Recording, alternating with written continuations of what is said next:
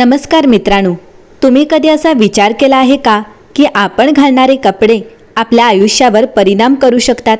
काही लोक म्हणतात नवे कपडे घाला, नशीब बदलेल, तर काही जण म्हणतात विशिष्ट रंगाचे कपडे घालल्याने सकारात्मक ऊर्जा मिळते.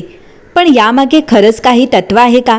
वास्तुशास्त्र, भारतीय परंपरा आणि आधुनिक मानसशास्त्र या तिन्हींच्या दृष्टिकोनातून आज आपण हा विषय समजून घेणार आहोत. सर्वप्रथम एक गोष्ट लक्षात घ्या, फक्त कपडे बदलल्याने कोणाचंही नशीब एका रात्रीत बदलत नाही, परंतु कपडे आपल्या मनस्थितीवर, आत्मविश्वासावर आणि इतर लोकांच्या नजरेत निर्माण होणाऱ्या पहिल्या छापेवर नक्कीच प्रभाव टाकतात. त्यामुळे अप्रत्यक्षपणे ते आपल्या आयुष्यात सकारात्मक बदल घडवू शकतात. भारतीय संस्कृतीमध्ये स्वच्छ वस्त्रांना खूप महत्त्व दिलं गेलं आहे. कोणतेही पूजा, व्रत, सण किंवा शुभ कार्य करताना स्नान करून स्वच्छ आणि शक्यतो हलक्या रंगाचे कपडे घालण्याची परंपरा आहे. यामागे फक्त धार्मिक भावना नाही, तर मन आणि शरीर दोन्ही शुद्ध ठेवण्याचा संदेश आहे. वास्तुशास्त्रानुसार प्रत्येक वस्तूची एक ऊर्जा असते.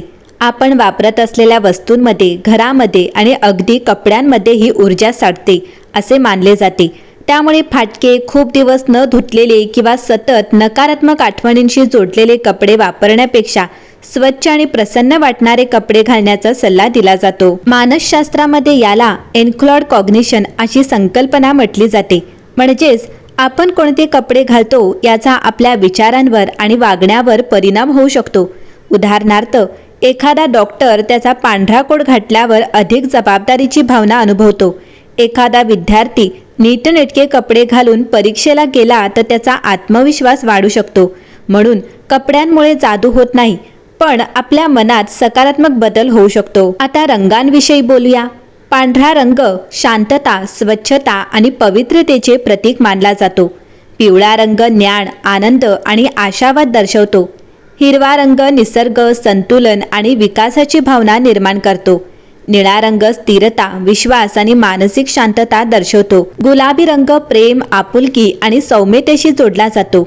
लाल रंग ऊर्जा, उत्साह आणि धैर्याचे प्रतीक मानला जातो. हे रंग कोणतीही अदृश्य शक्ती निर्माण करतात याचे वैज्ञानिक पुरावे मर्यादित असले तरी रंगांचा आपल्या भावना आणि मूडवर परिणाम होऊ शकतो, हे मानसशास्त्र मान्य करते. आपल्या कपाटात वर्षानुवर्षे पडून असलेले फाटके किंवा कधीच वापरात न येणारे कपडे अनेकदा जागा अडवतात. अशा वस्तू काढून टाकल्यावर घर अधिक स्वच्छ आणि मोकळं वाटतं. वास्तुशास्त्रामध्येही अनावश्यक वस्तूंचा साठा कमी ठेवण्याचा सल्ला दिला जातो. आधुनिक जीवनशैलीत याला डिक्लटरिंग म्हणतात. स्वच्छ आणि नीटनेटके वातावरण मनालाही हलके वाटण्यास मदत करू शकते. अनेक लोकांचा अनुभव असा असतो की जेव्हा ते स्वतःची काळजी घ्यायला सुरुवात करतात, स्वच्छ कपडे घालतात, नीटनेटके राहतात आणि आत्मविश्वासाने वावरतात, तेव्हा त्यांना नवीन संधी मिळू लागतात. यामागे अदृश्य चमत्कार नसून त्यांच्या व्यक्तिमत्वात झालेला सकारात्मक बदल असू शकतो. आपल्या पूर्वजांनी नेहमी सांगितलं आहे की शरीराची स्वच्छता, मनाची पवित्रता आणि वर्तनातील नम्रता यामुळेच खरी सकारात्मक ऊर्जा निर्माण होते. कपडे हे त्यातील एक भाग आहेत, संपूर्ण उपाय नाहीत. जर तुम्हाला आयुष्यात सकारात्मक बदल हवा असेल तर या काही सवयी अंगीकारा. दररोज स्वच्छ कपडे घाला. फाटलेले आणि अत्यंत जीर्ण कपडे शक्य असल्यास वापरणे टाळा. कपाट स्वच्छ आणि नीटनेटके ठेवा. प्रसंगानुसार योग्य रंग आणि योग्य पोशाख निवडा. स्वतःवर प्रेम करा आणि आत्मविश्वासाने वागा. चांगले विचार करा, प्रामाणिकपणे काम करा आणि इतरांशी आदराने वागा. आपल्या हिंदू धर्मात स्वच्छता ही देवत्वाच्या जवळ नेणारी मानली गेली आहे.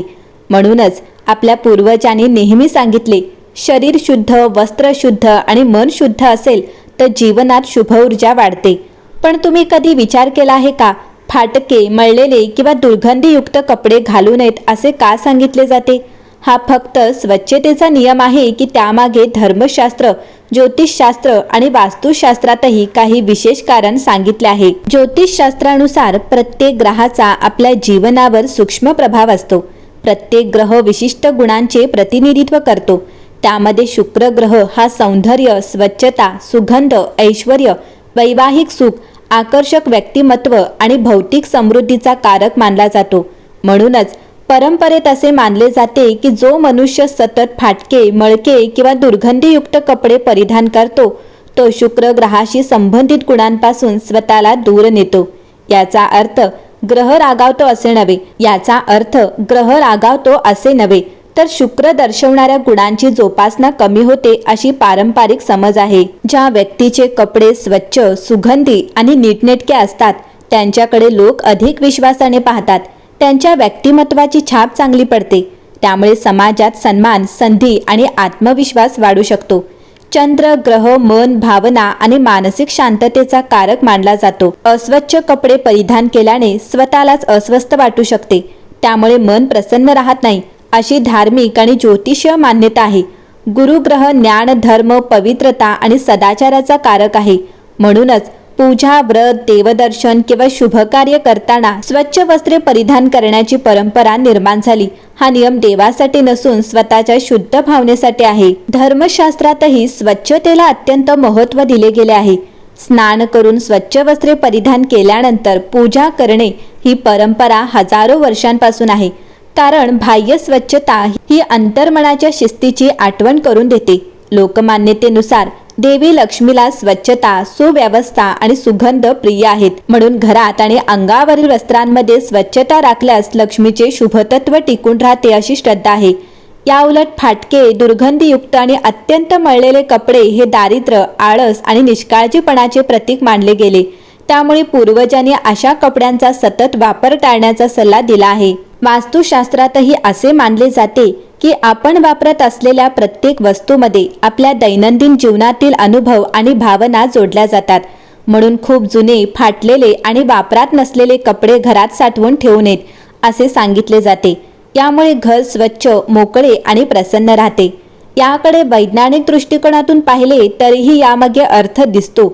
मळलेल्या कपड्यांमध्ये घाम, धूळ, जंतू आणि दुर्गंध निर्माण करणारे सूक्ष्मजीव वाढू शकतात. त्यामुळे त्वचेच्या समस्या, ॲलर्जी किंवा संसर्गाचा धोका वाढू शकतो. स्वच्छ कपडे वापरल्याने आरोग्याचीही काळजी घेतली जाते.